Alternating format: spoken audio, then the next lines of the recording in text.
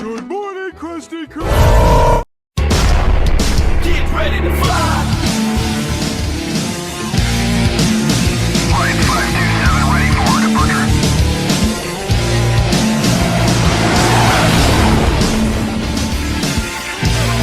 Get ready to fly.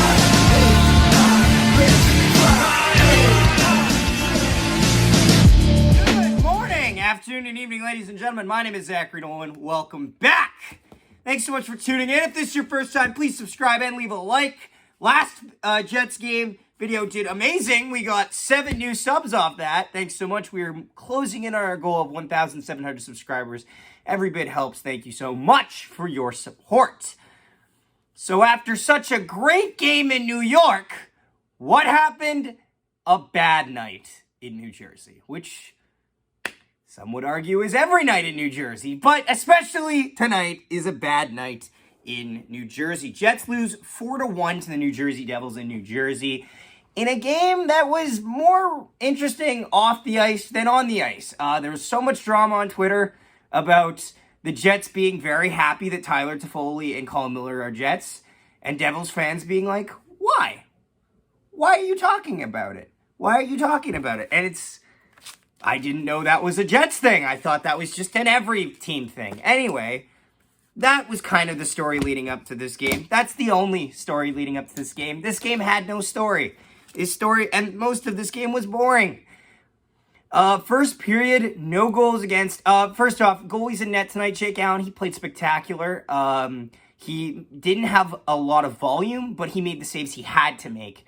Brossoit was in net tonight. I think Brossoit was the right choice to put it in net tonight against the Devils, and he did well. He had over 40 shots. Yes, we lose 4-1. Not Brossoit's problem, though. Really not. First period of this game is so weird to me. The they don't get any shots in net for the first 5 minutes, and then both first shots of the game for each team is basically a breakaway shot on net. It's so weird, and the pacing was all over the place. No one really got a good feel for the game in this first period. The Devils start queuing up a couple more shots on net, and I think the Devils had the right idea here. Just put pucks on net. When it's so low shooting like that, you just need to try to spark the offense by trying to create broken plays. The Jets did none of that. The Jets were trying to pass their problems away, and it just didn't work. And it would come back to bite them a lot later in this game. 0-0 after 1. We go to the second period, and Devils would score first on the power play. That would become a problem. I don't have any of the clips of the goals because I was at a friend's house watching this game. I was actually at Jets Hub's place. It's a nice place. Watching this game. So I didn't record my live reaction to it, but New Jersey scores on the power play. Also, here's the problem. They score on the power play right after the broadcast talks about Laurent Brossoit's shutout streak. And there's some rules when you talk about goalie stats. Don't talk about how good we're doing. Don't talk about how good we're doing. And don't fucking talk about how good they're doing. Because the second you say, this goalie's been playing a real great game tonight, bang, bang, bang, puck's in the net. Before you can even blink, that's on TSN. I put that first goal solely on TSN. 1,000% your fault. It just, and every team's fan knows this. Don't talk about how good the goalie's doing, because it sets them up for failure. They score on the power play. Jets special teams tonight was a train wreck.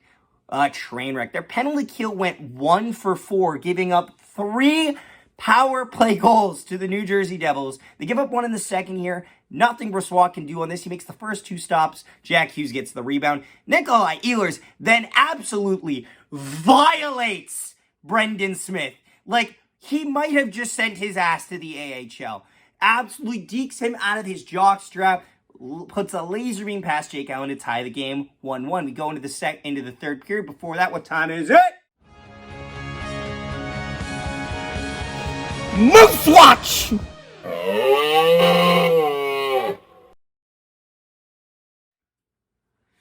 Moose Watch. So, Manitoba Moose fall 5-1, I believe, to the Grand Rapids, 5-1 or 4-1 to the Grand Rapids Griffins the other night. is what it is. Moose still have been very good over the past couple while. They did make one change personnel-wise. They dropped down Simon Kubasek back to the ECHL as Tyrell Bauer is now healthy to re-enter the lineup.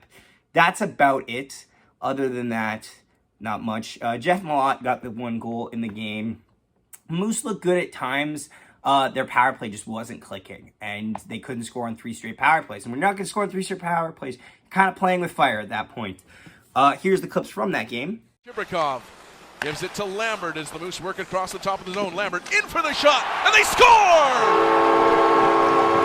Lambert with the shot possibly tipped. Yeah, and that was Moose Watch. So, we go into the third period, and the wheels fall off for the Winnipeg Jets. First, they take a penalty. God, I forget which one it was. I know it's not the Morgan Barron penalty. This game was so dull at times because when there wasn't offense happening, which was most of the game, there was just nothing. But the Devils being smart, putting shots on net. Every little bit helped because sooner or later you're eroding that defense because you're forcing them to have to play off unpredictability of where those shots are going. Sooner or later, it really either tires out the defense or gets you a goal. Tired out the defense, and the defense made some really bad plays tonight. Colin Miller, not a great game. Tyler Toffoli, a little bit too much of a shooter for us tonight. A little bit too much. Tried to force things that just maybe weren't quite there. They give up the go-ahead goal on the power play yet again. Then, with a perfect opportunity to tie the game afterwards, they passed their problems away. They kept passing. I didn't like that they were cycling it between Josh Morrissey and Mark Scheifele. I don't think that's the play. I really think, I can't stress this enough how important it is to move it down low. Because when you play it down low, you're pushing back the forwards on the penalty kill into their own zone, which means that you can make that pass to Morrissey at easier length and at more, like, you can make that play more often because you're keeping them compressed in their own box there. They were stretching them out, but they weren't getting open. So, like, Monahan wasn't able to get open, so it was leaving just these weird mismatch of passes that just weren't really creating anything. They then get a penalty again. Morgan Barron gets called on a makeup call. Morgan Barron penalty should not have been a penalty, but it's a makeup call because they missed a trip earlier. The head referee doesn't call something on the breakaway that goes wide, and then the back referee calls Morgan Barron for tripping when he didn't trip him. He just leaned on him, and he just ran into Morgan Barron. But they score to make it 3-1. Then Jets try to press here, but after this 3-1 goal, a lot of the gas is out of the tank. Jets are trying to press. I believe Heischer got the empty netter. He eventually scored to make it 4-1, and the Jets would fall, unfortunately, in this game 4-1. We're going to check about the women's side of hockey quick. Women! Women! Women! Women! Women! Women!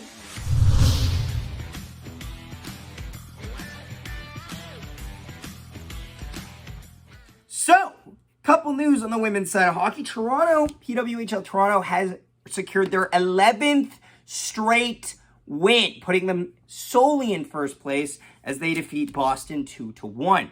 Also, a big win tonight, the other night as Ottawa picked up a 3-0 win over New York. Big stakes in that game as Ottawa and New York are fighting for the last playoff spot with Boston as well. Big win there. Each team has 6 games left, so it really is going to come down to the wire. Though Ottawa has put a lot of pressure in, and New York is starting to fall out of it a little bit. They're at least 2 wins out, 2 clean wins out, 2 3-point wins out of a playoff spot, and that's with no games in hand. So there's definitely a lot of work to be done here. Here's some highlights from those games here. Feeds it out. Girolamo to Morin. Down low, Rattray. In front, they score! Gerard tries to play it up to Brand. Spooner now. Weaving through, she scores!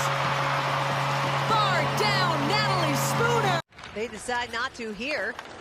Play it around for Zandy Hart, and they'll look for quick clear. Cut off by Jenner. Jenner over to Clark, right in front, they score! under 3 to play here in the third period. The lone goal coming with less than 3 minutes to go in the first period. Jenner tries to center for Mrazova, gets it back. Jenner a shot, she scores! And yeah, that was Miss Manitoban moments.